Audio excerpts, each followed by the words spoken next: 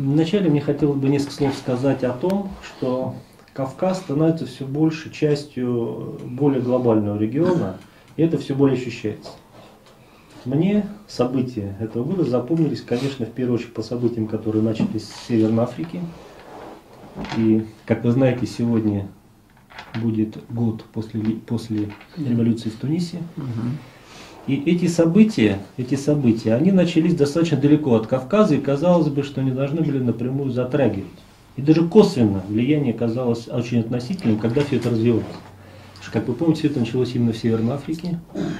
Позднее события стали все более приближаться, и когда уже стала осложняться ситуация в Сирии, стало понятно, что Кавказ находится все-таки не сам по себе, а на него влияют окружающие события. И вот посмотрите, как развивались события. Сирия в настоящее время находится на грани не только дестабилизации, на грани гражданской войны. В дела этого государства активно вмешиваются как минимум Турция и Франция. Причем речь идет о создании буферной зоны, которая может рассматриваться как место для вторжения. Россия впервые с 1999 года пошла на то, что разместила свои военные корабли и послала свой тяжелый несущий корабль в Средиземное море, адмирал Кузнецов. То есть это говорит об активной позиции России на Ближнем Востоке. Осенью крайне обострилась ситуация в отношении Ирана. Опять возник вопрос о возможности использования силового пути решения иранской ядерной проблемы. И что здесь беспокоит? Беспокоит то, опять же, что это может влиять на Кавказ в каком плане. Что, во-первых, Израиль стал проводить более независимую политику Соединенных Штатов Америки и, по сути, готов к принятию решений самостоятельно по использованию сил в отношении Ирана, что не может не затронуть Кавказ, в первую очередь, по-видимому, Азербайджан.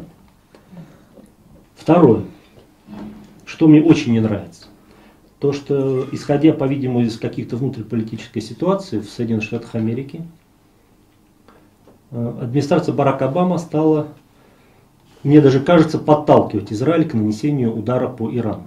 Вот это последние буквально тенденции, и они очень тревожны. Потому что я больше чем уверен, что если силовой вариант решения этой проблемы начнется, а вот здесь что меня возмущает? Меня возмущает, что на самом деле Иран не представляет ни ядерной, ни ракетной угрозы Израилю.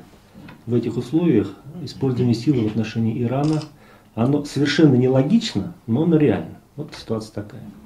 Это если говорить вот о регионе. И получается, что ситуация, вот если смотреть на следующий год, я все-таки надеюсь, что силового решения иранской ядерной проблемы не состоится в следующем году, но тем не менее определенная вероятность этого существует. Я бы не стал оценивать прошедший год как очень большой успех. Конечно, можно сказать, например, о том, что Россию наконец-то пустили в ВТО и договорились с Грузией. Но ни по Южной Осетии я не заметил серьезных сдвигов улучшающихся. Да?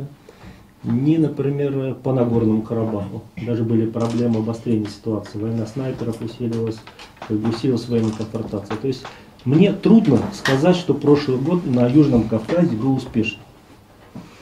В качестве самого большого успеха, я считаю, можно расценить то, что переговоры по Нагорному Карабаху продолжаются. Это самый большой успех.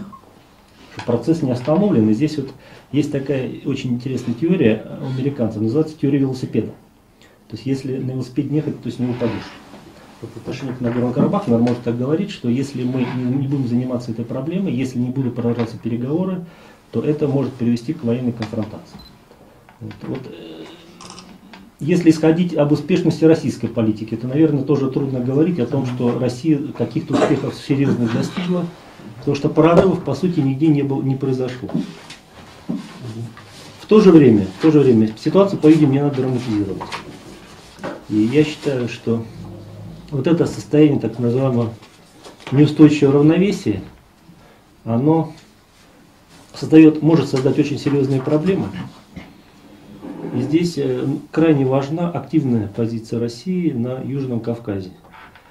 Что усугубляет положение России? То, что Россия все больше теряет Северный Кавказ, это моя личная точка зрения. Потому что продолжается отток русскоязычного населения. Русскоязычное население в Чеченской республике, насколько я знаю, уже менее 5%. Да. Очень сильный отток из других есть национальных республик. крайне неспокойная ситуация в Дагестане. Наверное, только вот Адыгея, вот если брать из национальных республик, наверное, еще более-менее относительно спокойно, но опять же муссируется активно проблема, черкесская проблема. В целом, я считаю, что ситуация сохраняется крайне сложная для России. И вот то, что Россия не может, то, что она частично теряет Северный Кавказ, затрудняет ее активную работу на Южном Кавказе. Вот мое видение такое. Вот в то же время Россия может взаимодействовать с Турцией. И то, что Россия, несмотря на расхождение позиций по Сирии, проводит консультации с Турцией по этому вопросу, это говорит о том, что Россия имеет определенное влияние, но это влияние надо привлечь. Спасибо.